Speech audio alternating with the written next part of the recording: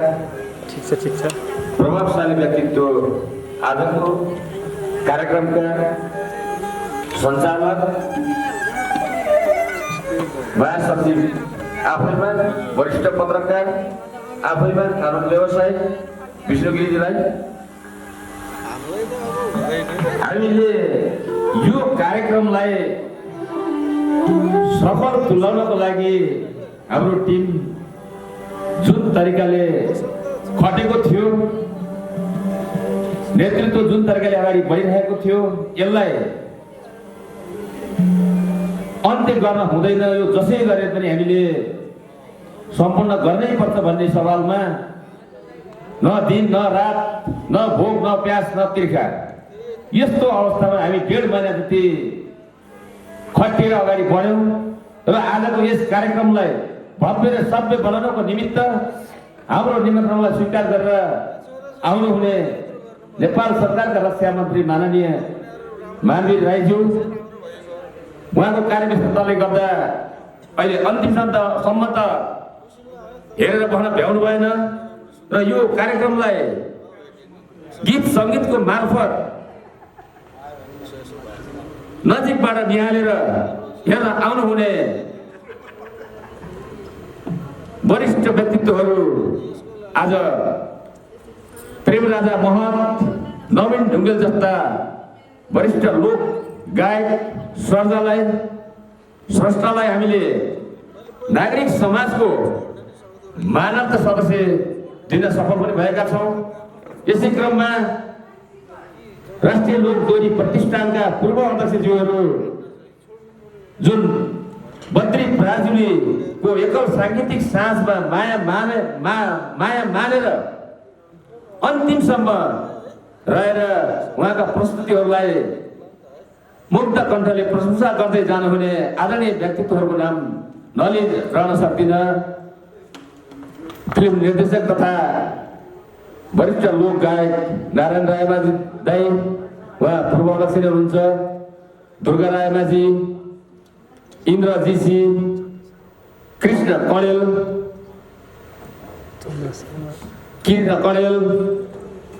पूर्व अध्यक्ष चन्द्र शर्मा, वरिष्ठ लोक गायिका शर्मिला गुरुङ लगायतको टिम र अहिलेको वर्तमान अध्यक्ष रिता थापा, उहाँ पनि आएर कार्यक्रमको हौसला बढाएर जानुभएकोमा उहाँहरूलाई नागरिक समाजको तर्फबाट र मेरो व्यक्तिगत तर्फबाट हार्दिक धन्यवाद टङ्गाउन चाहन्छु।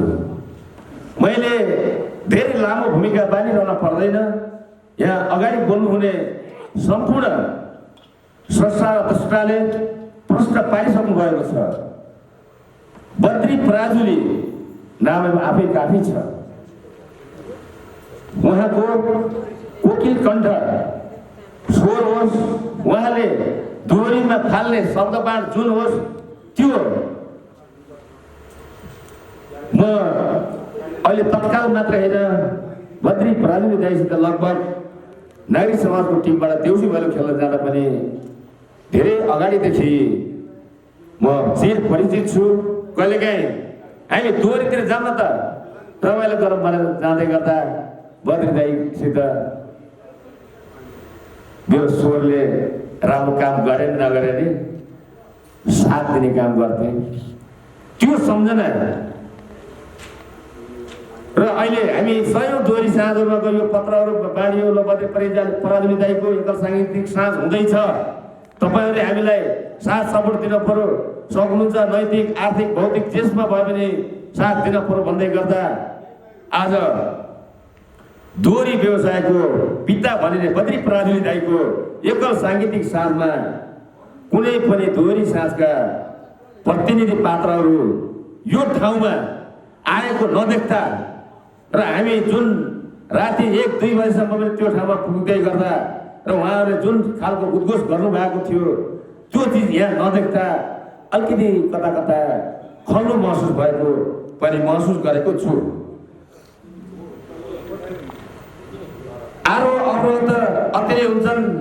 हामीलाई खुट्टा तान्ने काम पनि नभएको होइन। कोही कतैबाट तैँले एग्रिमेन्ट किन गरिनस् भन्ने खालका शब्दहरू मेरा कानमा गुन्जिन पुगे। तैँले लोकदोरी प्रतिष्ठानबाटै एकल साथ नगरेर नागरिक समाजबाट किन गर्न पर्यो भन्ने खालका शब्दहरू मेरा कानमा गुन्जिए।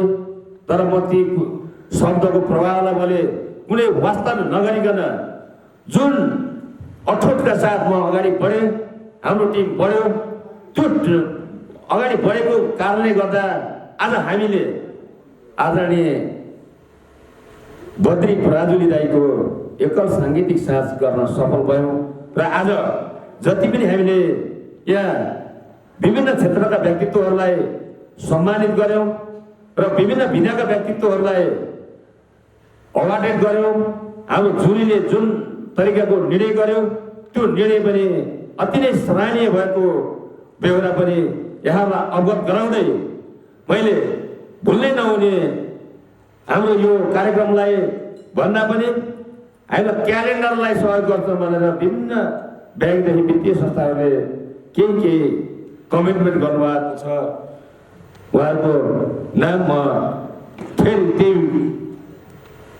भित्तोहरू नै उच्चारण गर्न चाहन्छु।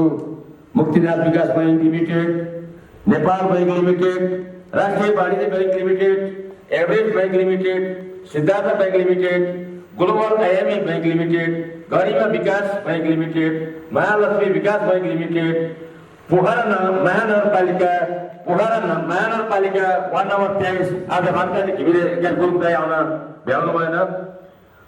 टोखा नगरपालिका, कागेश्वरी नगरपालिका, गोकर्णेश्वर नगरपालिका, तारकेश्वर नगरपालिका, चन्द्रगिरी नगरपालिका, मोदी गाउँपालिका ward number 6 Tilar, Nepal life insurance, reliable life insurance, Nepal remit, Nepal airlines, Sipradi trading, IME group, city express र Nepal telecom, Manokamana cable car, Sanima reliance लगायतको जुन खालको हामीलाई सपोर्ट कमिटमेन्ट भएको छ उहाँहरूलाई